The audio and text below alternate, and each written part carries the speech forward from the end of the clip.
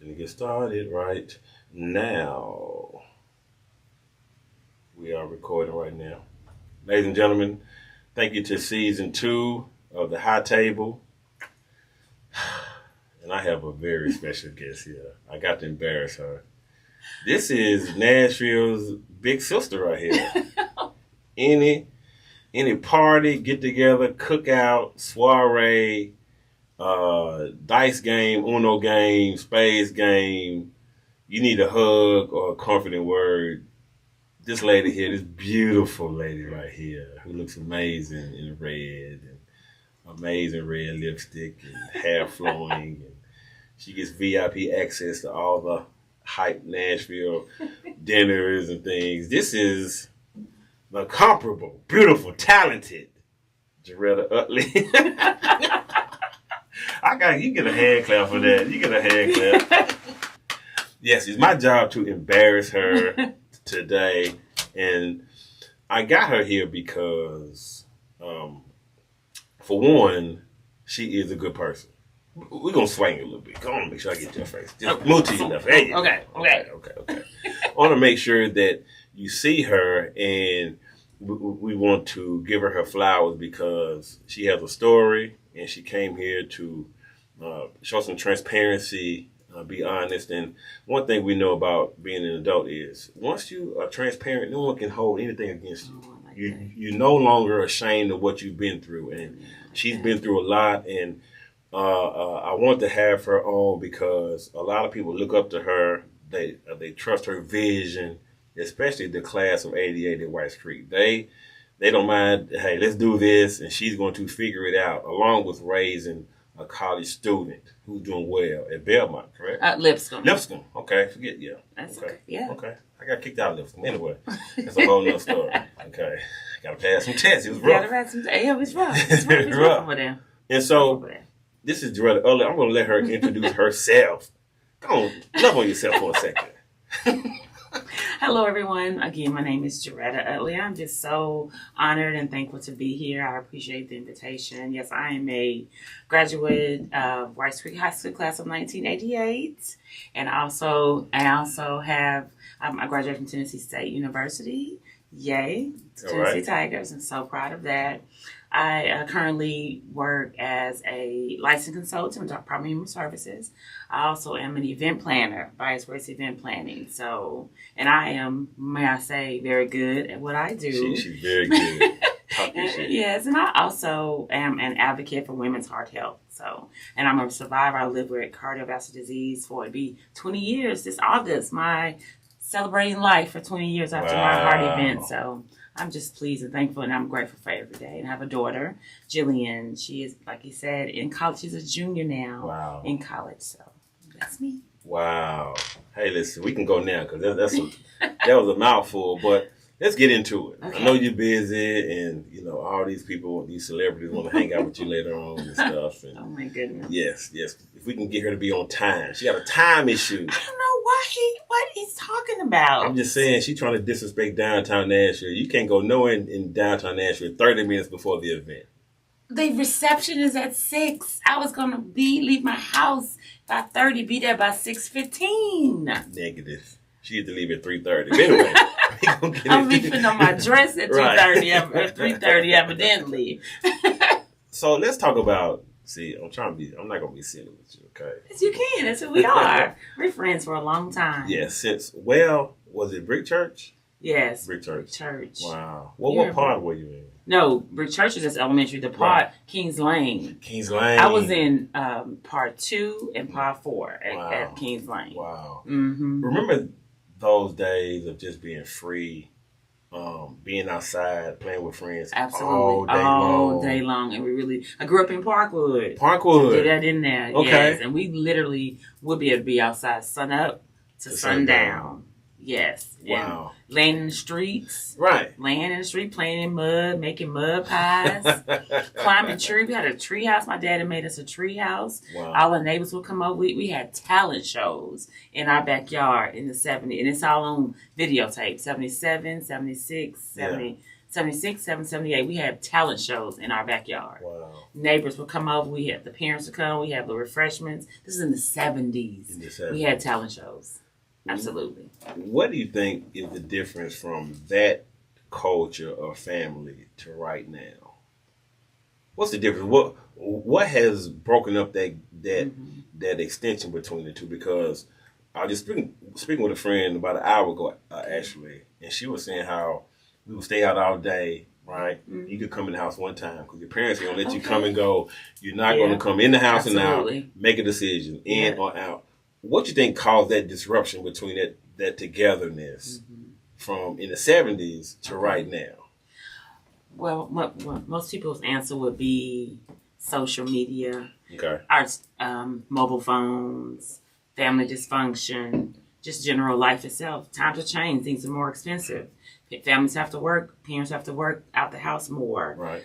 We have to maybe work 2 jobs. It's just the economy has changed. Our lives have changed. And also as children have video games, are able to watch it. They're, not reading books like they used to. Things like that as far as the family dynamic has changed. And yes, you definitely still have your 2-parent households. You may have your 1-parent households. Right. But because life has changed and we are all in that struggle together, the dynamic of being in the backyard, being outside is different. And then just touching on the safety outside. Right. There's more gun violence now. That's unfortunately more, well, it's always been people taking people's kids. Right, but you have to really worry about that now because unfortunately there's sex trafficking you have to worry about. Right. So go out, we could ride our bikes from our house on Healy Drive to Fast and Gas. That's way on Richard's bike. Right. And Mom, where you been? We going to the store. Okay. We drinking ices. We eating annihilators. All that, we would just go, come back. Didn't matter. But now, you got to be a little bit safe because in the communities now, there's more gun violence, unfortunately. Right. And those times were so precious. And they created lifelong friendships. Yes. Yeah, let's talk about that connection, and we got a lot to talk about. But let's talk about that connection with your community to right now, because you got some long, 50-year-old friends. I do. Talk about them jokers. Okay, so let's think it up. Let's see. So I like my neighborhood friends. I'm still friends with, Tanya Reed is still my friend. Yes. We met when we was 9. We still hang out together. I'm still friends with my people that went to school with me. Really the Parkwood folk. Yes. Yeah, Preston, Michelle, Matthew, all of them we live in this Kelly. We just all still hang. We went to school together. Right. We hang out together. We have our class. We just go. We party together. We just still together. Yes. Then my close-knit friends, I still have, I remember when, Lisa, Tanya, Yolanda, Melanie, Rochelle, we were when we were in our early 20s, was going places together, doing things. And that was in our 20s. We're in our 50s now. Wow. So we still connect and have and do things together. Right. And then I have my friends, when I'm Teresa Freeway, we met years ago because her sister Michelle, a few grade, love her so much. God rest her soul. Was my hairstylist. So now Teresa and I have been friends over 20 years from that relationship. And it's just how you treat people and being a good friend. Right. And one thing I have to say about myself and my friends know it, that I don't gossip.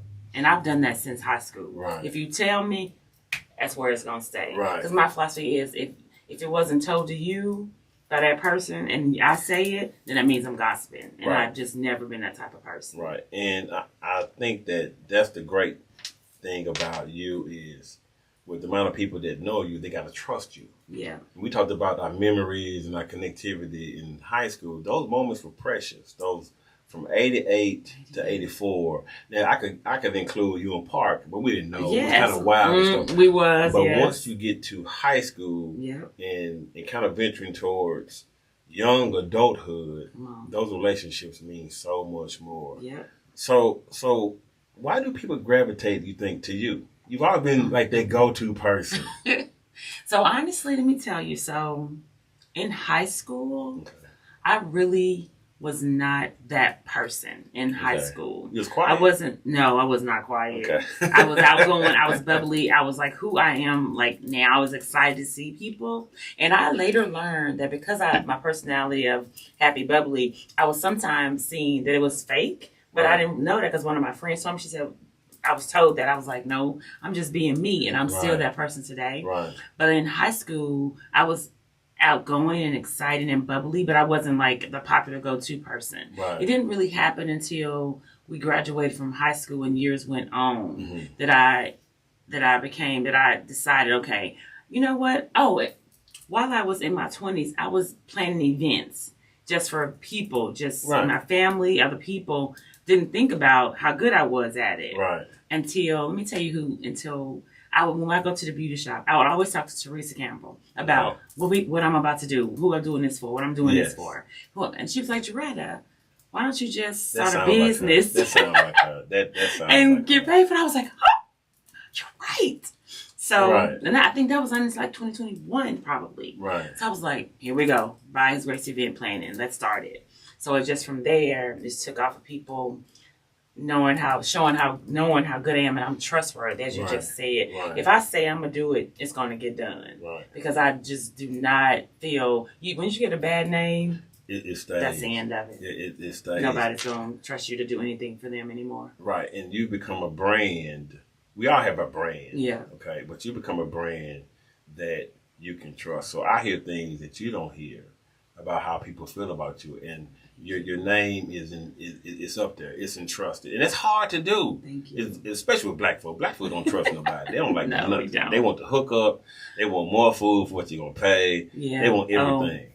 Okay. You see what I'm saying? That's just what we do. Yeah. And so for them, meaning our people in our community, to speak highly of you and trust you, that says a lot about your character. Mm-hmm. Thank you. Was there anyone growing up that inspired you to be the person you are? Did you try to emulate? Mm-hmm. Who is that person or people? My big mama. Okay. My big mama, Ethel Blackwell Utley. My big mama, she's passed away. But I saw her being a good person. Right. I saw her being a good mother, a good grandmother. Right. When my parents didn't take me to church, she would come over and get. You remember Pam Jordan? Yes. She lived across the street from me. She would come and get us every Sunday and take us to church. Wow. Make sure we went to church. Make sure we did stuff with. Make sure I went to the World's Fair. Just think she was just a good person. She inspired me to be a good person like I am and be trustworthy. Right. And whenever I saw her in her men relationships, and I could hear her talking about being strong in those relationships. She's making you laugh now. Yes, because she struggled with her 5 children growing up. Her and my big daddy left the family, so she took care of those 5 kids, and they grew up to be amazing individuals. So just watching her be the strong woman that she was in her faith too. I would walk in the kitchen, she's praying. Just in the kitchen, and not being young, like, who's she, Right. But I just was here, watch her praying in the kitchen about everything and everybody. So my foundation was like my big mama, my great aunties, absolutely. You know how powerful that is to see a woman praying. Yeah. You know what I'm saying? To just pray for other people. Yes. That says a lot about her character. Amen. And in our community, everybody got a nickname. I got an Uncle Bubba. Okay. I got, Uncle named T90. We do have those nicknames. Got those nicknames. And then you have a Big Mama. Big Mama. And Big Mama is the matriarch. And so to see that type of imagery, on the humble, which means she does it all the time, that's impressionable. That's true. Did that kind of ignite your prayer life or try to figure out why she's praying or who she's praying to? Oh, I got good questions. Listen here, I'm on fire.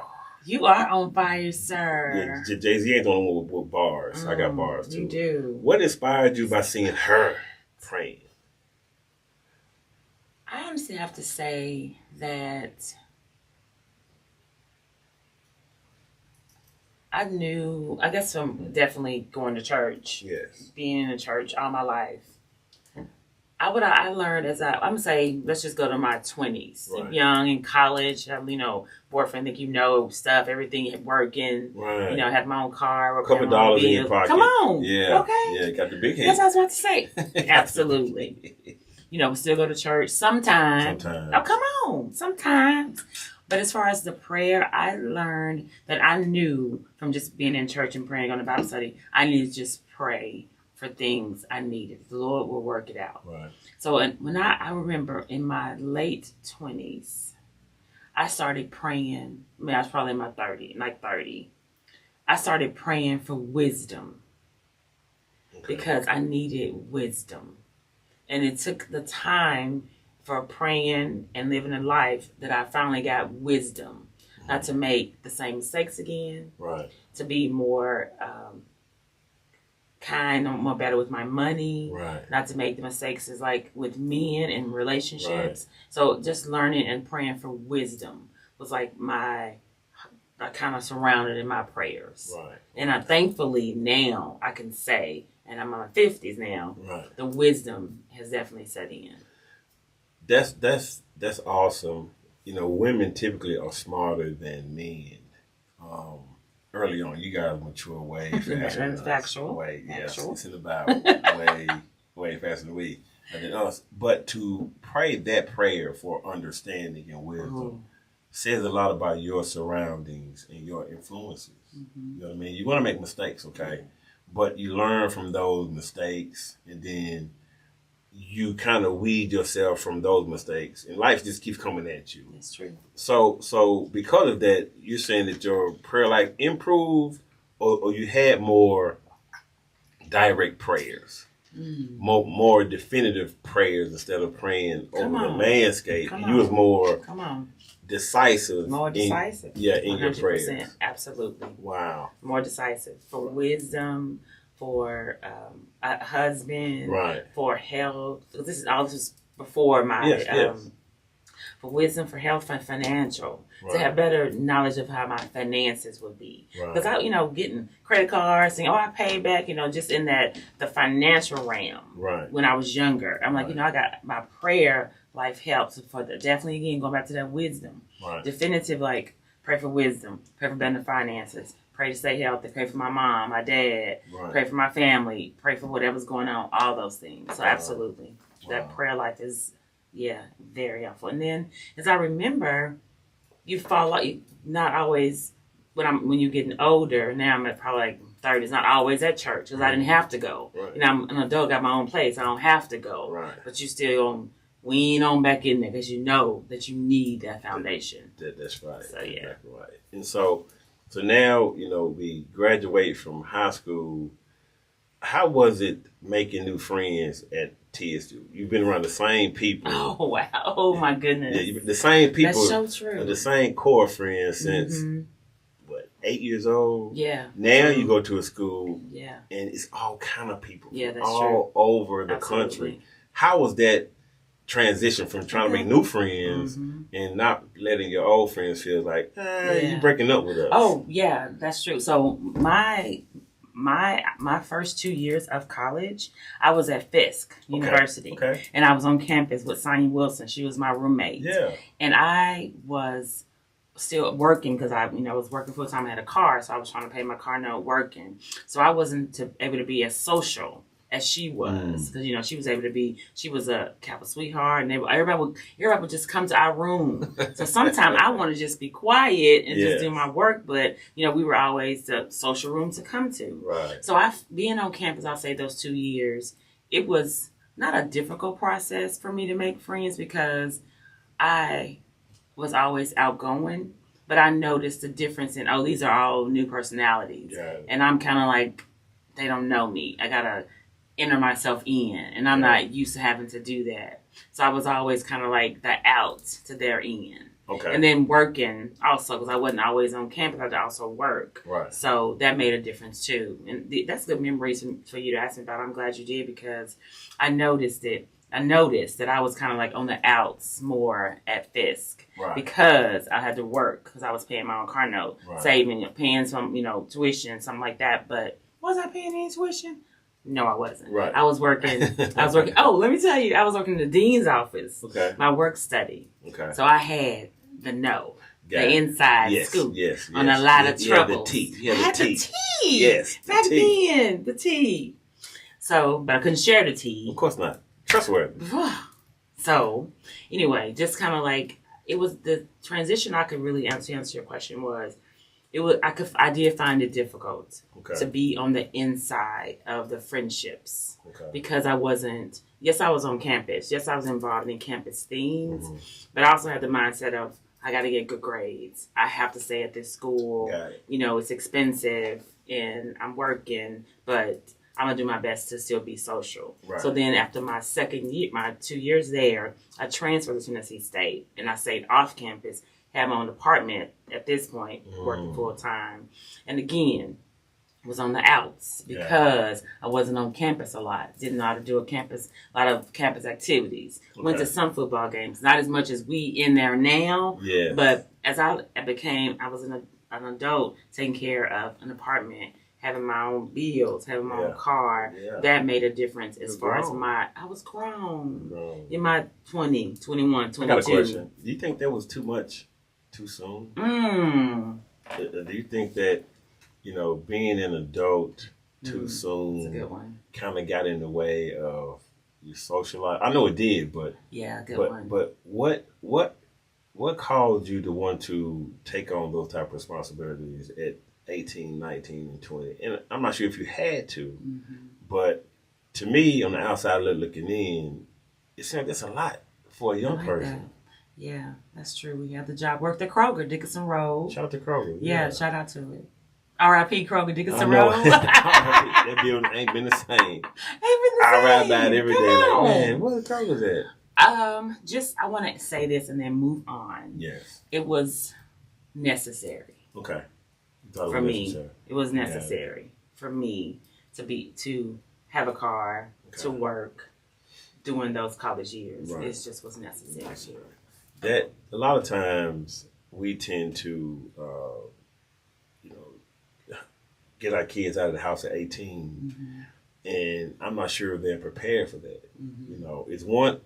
I asked that question because I have friends that, hey man, when my son or daughter gets 18, they gotta go. But are they prepared to handle all the bills at once? True. Having to maybe not eat as much as you once could because you gotta conserve the money. That's true. Can you handle the mental stress of bills coming at the same time, and a possible light had come off? I've had my gas cut off when I had an apartment in Atlanta. I just had a lot of stuff. I got a whole story about that. But it builds character. And it also taught me that I can do without too. Okay. You know what I mean? Coming from your mom and dad house, you had hot food, plenty. Absolutely. On your own. Love it. Maybe cheese and crackers. Maybe a bologna sandwich, because, when you got no money, you're trying to knock the hunger off. You might not be able to get full. That's true. See? And so I'm always concerned about people that not put their kids out, but kind of move on into adulthood kind of early. My mom didn't be like, get up. No, my mom was definitely, no, you don't. She just did not say that at all. It's just when I college, and then I guess just being already on my own. Yes. So then when we moved, I was like, well, I'll just get me an apartment. Right. And you and my brothers, y'all stay somewhere. I'll get me an apartment. So that's kind of how that transition started when I was 19, 20, and it just kept going on. And then I have to credit my sister, Tempest, for her just advice.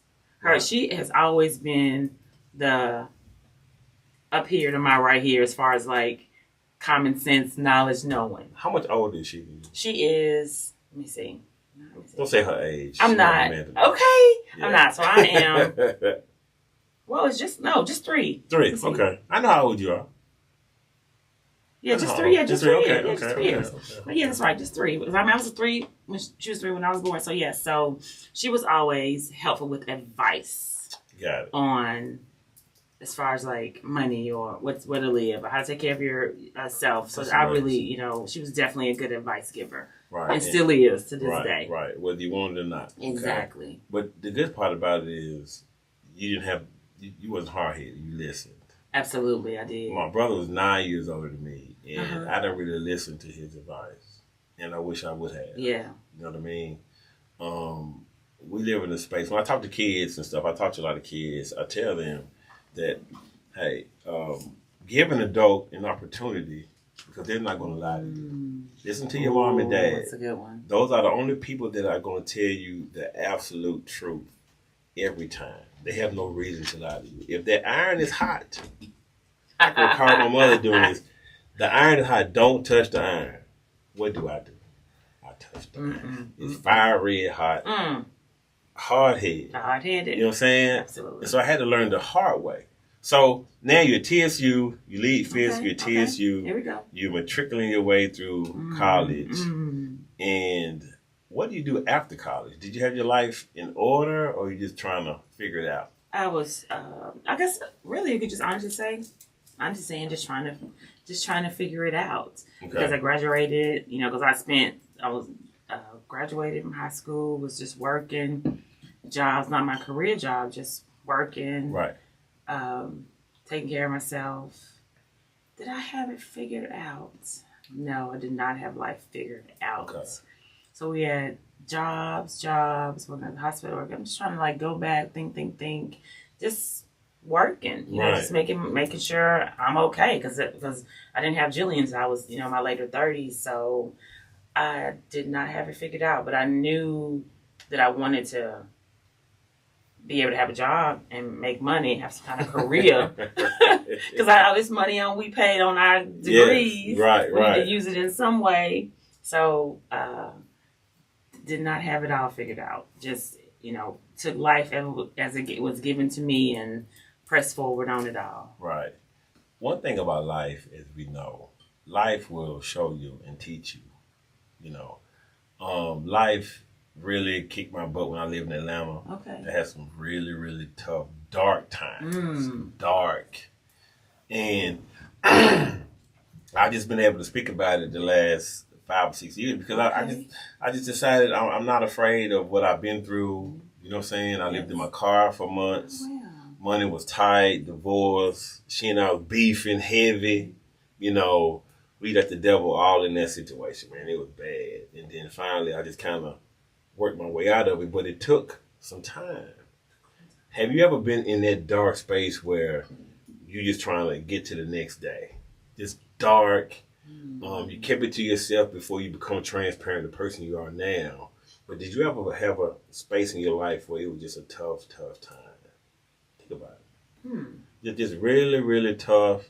Oh, was your life always peaches and cream? Okay. Life is good, high credit score, $400,000 a year, Mercedes Benz. I do have none of that is me. So House you're with describing elevator. the wrong person. Oh, that'd be nice. House with elevator. I used to be the sitter nanny for a family that had an elevator. Oh, when wow. Jillian and I found out they had an elevator, we was like, they have an elevator? For real? Yeah, I never got on because I was like, I don't want to get caught in here and I can't get back to these kids. So Right. I was like, have an elevator? Yeah, so that was that's a little ad lib in there, but yeah. A dark place once. Just a tough time in your life. A tough time in your life. See, your life is good. See. No, I mean this. Of course. Oh yes. Okay. Oh yeah. I can't say it was a dark time. Okay.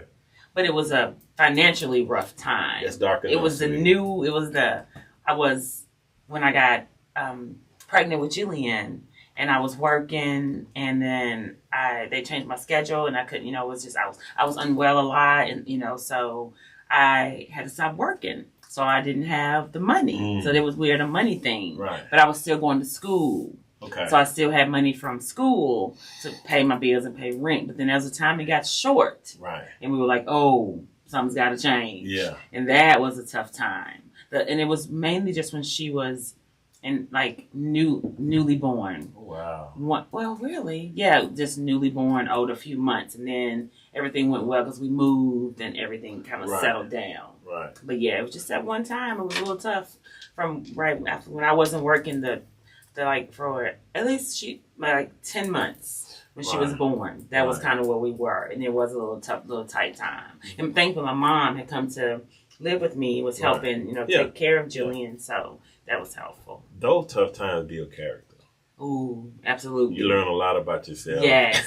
Tough times. Absolutely, yes. You learn, what you can deal with, what you can't deal with. Yeah. But also what you can do without. You know what I mean? Okay. We come from homes that provided for us, But then you got to take care of yourself. You Yeah. say, well, maybe I don't need that. I think about that. That's true. You know what I mean? And so when you get older and tough times come, Yeah. you've had that feeling of uncomfortable, or being Mhm. uncomfortable, and it doesn't scare you anymore.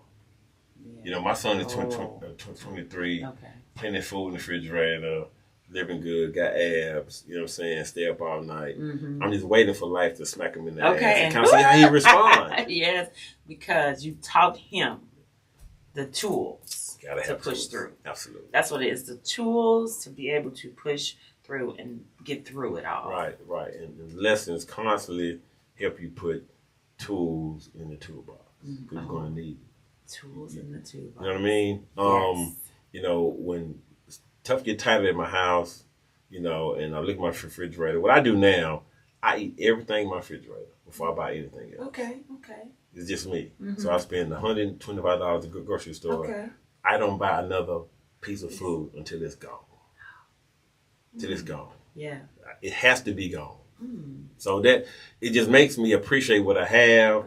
I don't need extra. Okay. I eat that right there. Whether it's popcorn, whether it's oranges or apples, Yeah. or my chicken, it's gone. So That's a good philosophy. that's just me personally. Yeah. Or you may see me frying fish on the porch. You know, you never know. I like a good fish fry. I'm all about a good fish fry.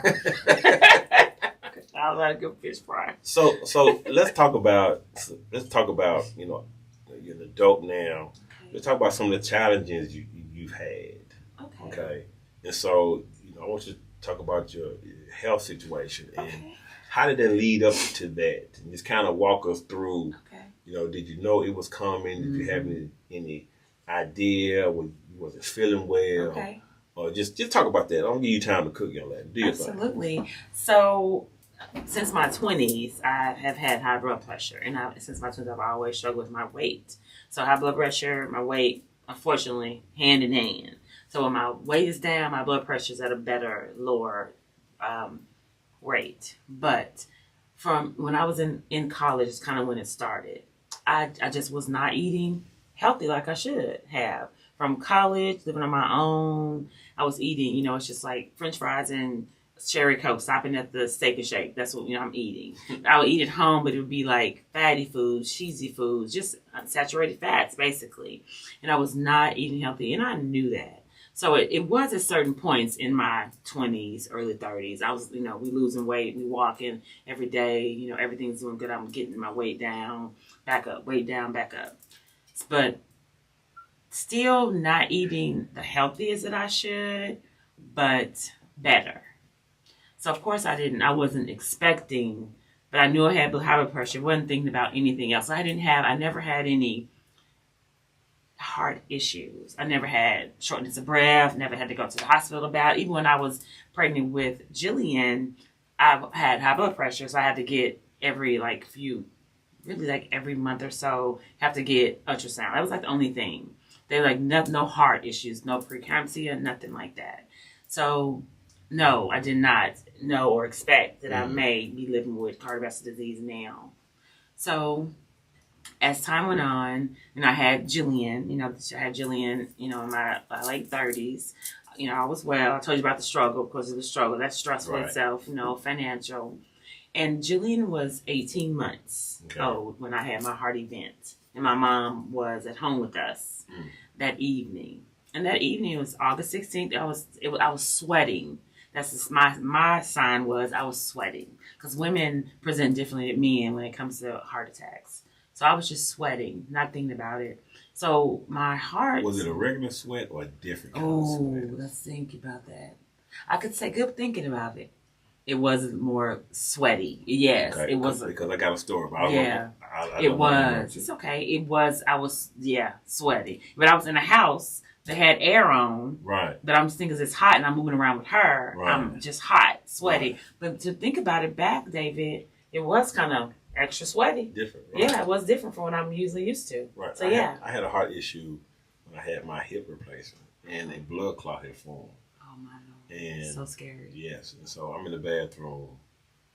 I'm in my bed. I want to go to the bathroom. Mm-hmm. I called the nurse. She said, David, give me a few minutes. I'm on the way.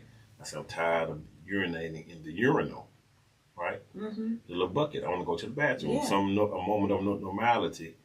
I'm using the bathroom and I'm sweating. This will make me think about it. Okay. But it's not regular sweat. I've been sweating my whole life playing basketball. Yeah. I had gray bubbles Ooh. of sweat. Literal bubbles. Wow. On my forearms. Okay. Something ain't right. Yes, I'm not right. The hospital room was never hot. Cold, maybe. Right. But not hot. Yes. Something is wrong. Something. And so that made me think about, to ask that question, did your body feel any different in that moment to make you kind of think that something is not right? And you say you were perspiring and you worked out and walked and you sweat. Yeah, but this is kind of a peculiar that's true. kind of a perspiration. Good. So finish your story. I just had to. Yeah, that makes sense. So my chest did start hurting. Okay. My chest was hurting. And at that point, I knew something was wrong, but didn't know I was having a heart attack. So my mom was there, and I was telling her what's wrong. So she brought me some soda, thinking it was indigestion. And as you ask people to talk about their stories, people say, "Oh, I thought it was just indigestion because my chest was hurting. It wasn't heavy. It was just like a little thumping in it, So I said no, and I said no, it's not. So I knew something. So I was packing her bag, the baby's bag, because I knew I had to go into the hospital at this point. Right. So next thing I know, I'm sitting down, I'm wide awake, and I say, "You ready to go?" Mom was like, "No, I called the paramedics." So later on, let me skip ahead and come right back. I said, "Mom, why did you call the paramedics?" She said, "It's because of how you looked and how you looked at me when you said, no, it's not just indigestion." So okay, so the paramedics came. I'm sitting on the sofa. My mom's calling my sister, telling her what's going on. They asked me what's going on. And I said, my chest is hurting. So they're like, "Okay, what hospital you want to go to?" We told them the hospital we'll go to. Same time as West. Shout out, same time as West. Best care ever received. Shout out to the West. Come on, West Side. Shout out. So I was in the, the paramedics came and they hooked me up to the monitor. Blood pressure was high. Oh, let me add this to the story. I was not taking my blood pressure medication. Wow. Since it wasn't working, stopped buying it. But during my whole pregnancy, taking it. Right. Stopped buying it when I after she was born, was not on my medication. And that, when I tell my story, I tell people that is like, that's why I always say, take your medications, your prescribed medication to the doctor. Yes, it will definitely save your life. So I got to always, it's funny stories in the mix of this. I had to walk down the stairs of my apartment. I get in. So when I'm down at the gurney, I lose it. I started screaming, "Where's my baby? Where's my baby? I can't leave without my baby. Where is she? Where I can't." African American paramedic lady, she said, "Ma'am, do you want to live to see your baby grow up?" I was like, "Yes, ma'am, I do." She said, "Well, you need to get in this ambulance and we got to get you to the hospital." So my mom is at the step yelling. Shout out to God. I love her so much. He was a real lady. Real lady. So my mom is at the top of the steps yelling. I took the baby downstairs. She's fine. She's at the neighbors. So we coming. Yeah. So I get in there. I'm laying down. I'm talking to the paramedic. Wonderful guy, nice guy. He did the 360, what he called, and it showed I was having, the printout said mild MI. Mild myocardial infarction is what I was having. So the pain got worse. And he gave me a nitroglycerin under my one. We talking about life, things, ask me questions. I'm alert this whole time. He flirting a little bit, I'm laughing. So I'm hurting. Now I'm hurting and crying. So he gave me another nitroglycerin tablet. And, I calmed down. So I noticed that the sirens were going, but I didn't hear the sirens. And she was stopping at the stoplights. I noticed all this. I said to him, I said, "Why is she stopping at the stoplights? Why?" He said, "Because of your age, your condition, and that you're alert talking to me."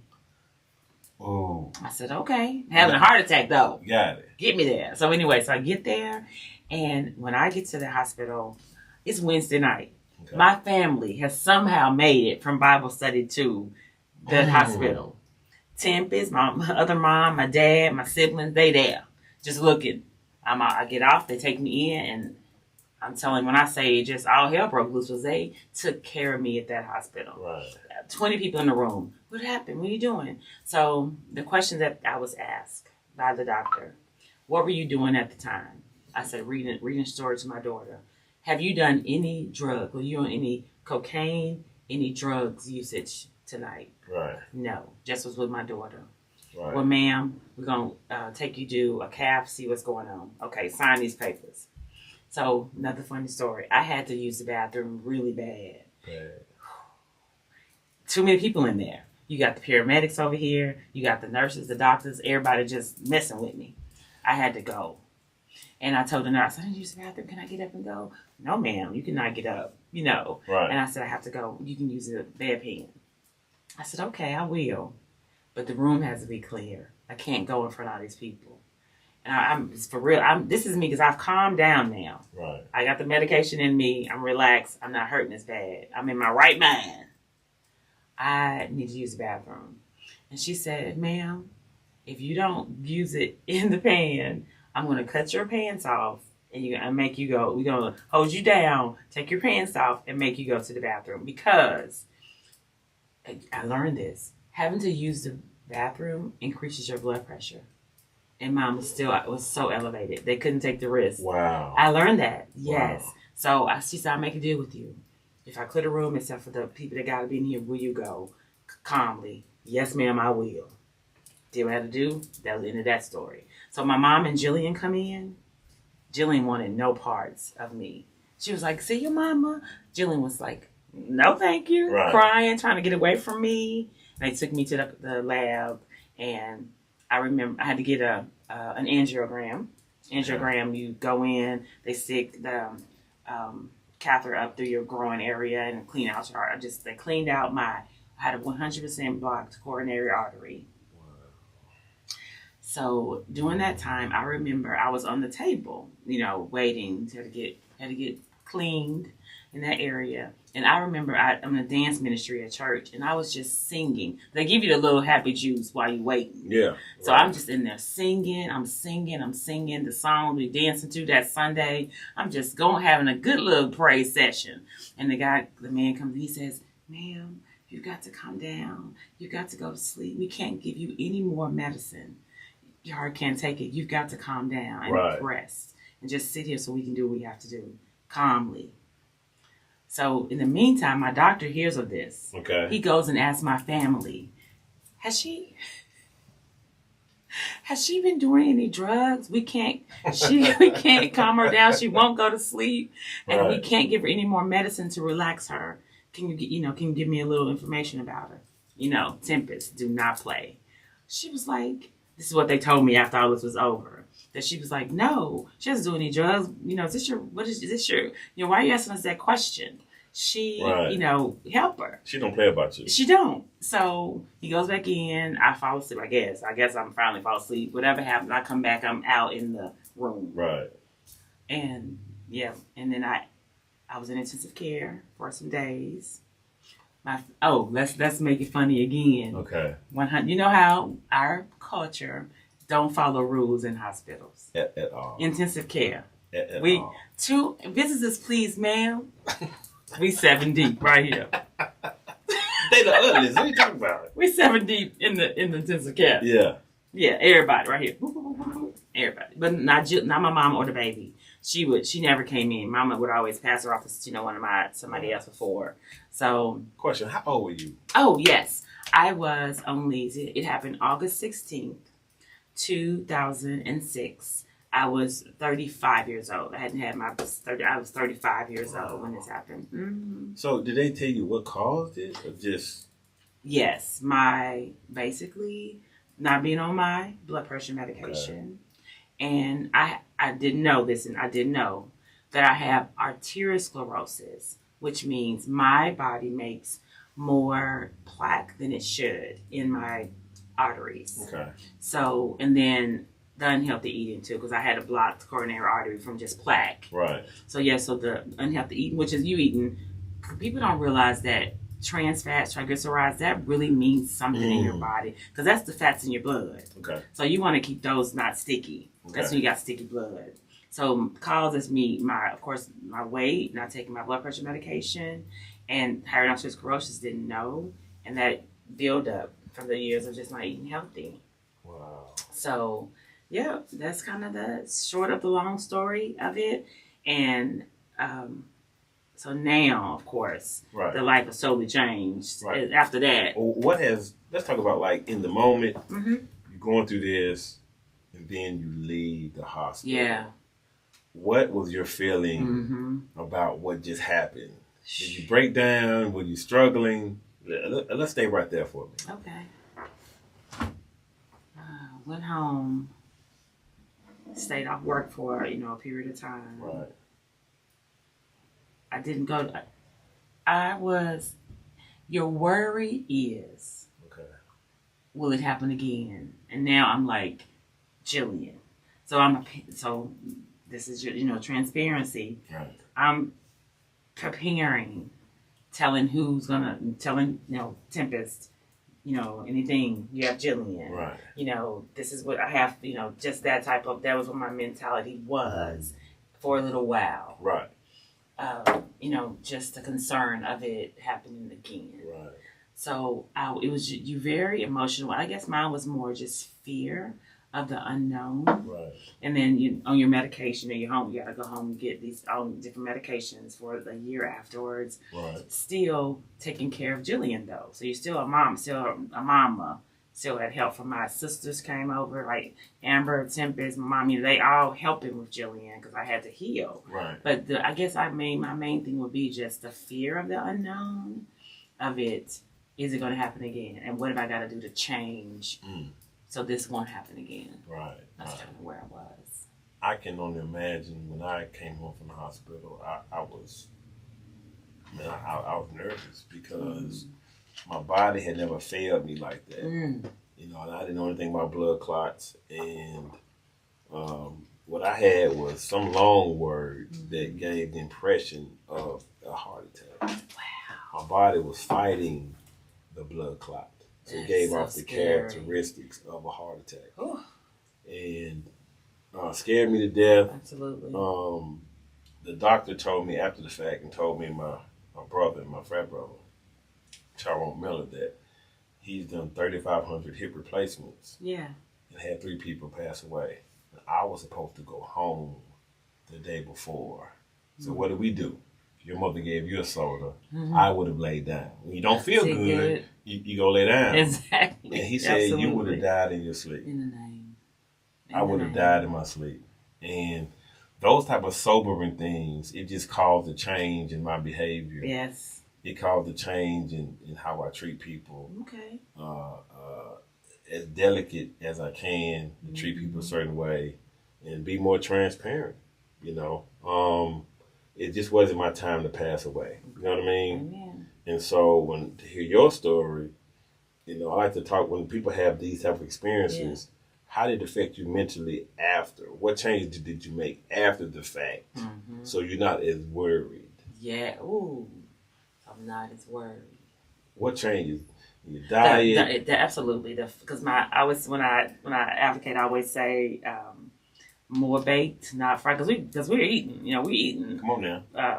That's what we do. Fried chicken. We eating chicken tenders. We eating French fries. Yes. Yeah. So mine now, and I always say this. My story is, I will eat some fried fish. Like I just said, I like fish fried Fridays, because I have definitely when after my event it definitely was all baked fish, but it just don't taste the same. I could never get it to taste the same. Right. So, but for me, I say it's just really, really more baked and fried. Exercise, taking my medications, just changing my diet, just trying to have less stressors, and the same thing like for Jillian, same thing, just pushing it on her too. As far as how we eat, how she eats, how you exercise, how you think, all of those things. So it's just the big push was to help me mentally to make a change so the event would not occur again. Did you have any doubt in those moments? Like a month after you came home, 3 months after you come home, did you have any doubts in what you were doing in your change? Did you think you could keep up that momentum of a new mentality, a new way of life? Absolutely not. No, because I had to take care of Jillian. Right. And I wanted to live to see Jillian graduate, to see Jillian go to college, to see Jillian. Like in American Heart Association, I volunteer with, they asked you, what is your why? Well, my why is to make sure Jillian has a mother, that she is raised by her mom and not someone else. Right. So my why is making sure that she, even as an adult now, I still am pressing forward so I can see her graduate from college, see her adopt her child, see her married, all those things. Right. So yeah. Right. That's amazing. That's amazing. And I'm sure she looks up to you for strength and courage. And you are her biggest hero. I'm telling you. You know what I mean? Hero. And she don't play about her mom. She does not. She's not playing. And so now you speak to groups. I do. I do. Talk about your advocacy. Okay. I'd love to. Yes. Okay. So I volunteer with two organizations. I volunteer with the American Heart Association, and I volunteer with Women Heart, the National Coalition for Women with Heart Disease. So with Women Heart, we just recently, last Tuesday, we were from Sunday to Tuesday, we were in Washington, D.C. We are advocates, we are educators, we lead support groups for women who live with or are at risk for heart disease. So while we advocate, still in 2026, women are still not heard when they go to the hospital saying, oh, I'm having chest pains. Oh, I don't feel well. We unfortunately are told, you're having an anxiety attack. Oh, you're just tired. What have you done today? Have you rested? So we advocate, I tell people, advocate for your own health. You know your body. If they don't believe you, go somewhere else, because we know how we feel. So we advocate for legislation. We were in Washington, D.C. We meaning about 60 of us from different states. Right. We went to talk to our legislators, our senators, our congressmen about things we wanted them to lead into Congress to get passed, to become bills. The Obesity Act, the funding for research, things that we, and money for obesity drugs. They feel that obesity, people want to lose weight because it is cosmetic. Right. And basically it's not cosmetic, it's life-saving. Because, when you carry more weight, your body has to work heavier, harder. Your heart has to work harder to function, each day. So that's something we talked to our legislators about. Hold on to those bills and pass them, because you need a member of Congress to introduce it and to push it through. So thankfully, two of them are still in Congress. They just didn't pass last session. We're hoping this session they get to be passed. So with American Heart Association, I was a Woman of Impact in 2023. And what we do with American Heart, that is, we go and do speaking engagements, telling our story, advocating to raising money. So I love what I do. And I appreciate the platform that I'm giving to be able to talk to people about living with heart disease. Because when this did happen, I don't want my story to be anybody else's story. Right. Because that's why I say you got to take those medications. We definitely have to eat a certain way, eat in moderation, change the way you think, change the way your mind is. So, I brought my notes so I wouldn't forget. So just to remind everybody that women, we present differently with our heart attack signs. Like for me, I only had sweating, but you also can get upper body discomfort. Your back could also ache, shortness of breath, of course, dizzy, lightheadedness. You can have anxiety, just be tired. My friend who had a heart event, she had just had a headache for like a week, and then she finally decided to go to the doctor. You have jaw pain. It's not just this arm pain that we hear that men have. So just be aware of your body and take care of yourself. We're so busy taking care of our family. I know I've mentioned Jillian 10 times, but just a reminder to take care of yourselves, women, because if you don't, we're like the backbone of the family. If we're unwell, then who else is going to take care of us and the family? Wow. Well, we're going to stop right here. Hey, okay. But I want to say One, I love you. Love you back. We take the best pictures. Let's be very come clear. on. I We mean, take the best pictures. for real. Take We the best take, pictures. Holy Mills ain't got nothing on us. Zero. I just want to say I'm proud of you. Thank you so I'm much. proud of you, and Thank you. I know your daughter is proud of you, and I love it when kids, parents are the hero. My dad was my hero. Yeah. Love my daddy, to life. My brother, not saying I don't love my mom. Yeah. But my brother loved my mom. Mm-hmm. I got the dad. Okay. He loved my mother. Mm-hmm. Oh my goodness. And so yes, I'm happy to see that. Yeah. Our kids Absolutely. a hero shouldn't be some celebrity that's not gonna come to their parent teacher meeting. Yeah. The mama should be. The daddy should be. I like that. So any parting shots, not shots, but anything else you want to say before we leave to all your fans out here? Your fans. Okay, I'll make this. Okay. I can do a commercial. So, so I wanted to just remind everyone that I'm a really great event planner, and that I'm always open to take new clients. And I'm excited that I'll soon be working with one of our closest friends' wedding. She gets married in April. So, and then my sister gets married in July. So I'm excited. I'm always taking new clients and activities. Yes. And one thing again, I'm just really thankful for David giving me the opportunity to be here and share my story during Hearth Month, because Go Red for women is what we do. So thank you so much. That is. All right. We're going to leave on that note. Hey, if you like what you see, which I know you do, go to my channel on YouTube at The High Table with David Sutter. And check out other interviews. Please like and subscribe. And we see you next time. Bye-bye. Bye. Bye.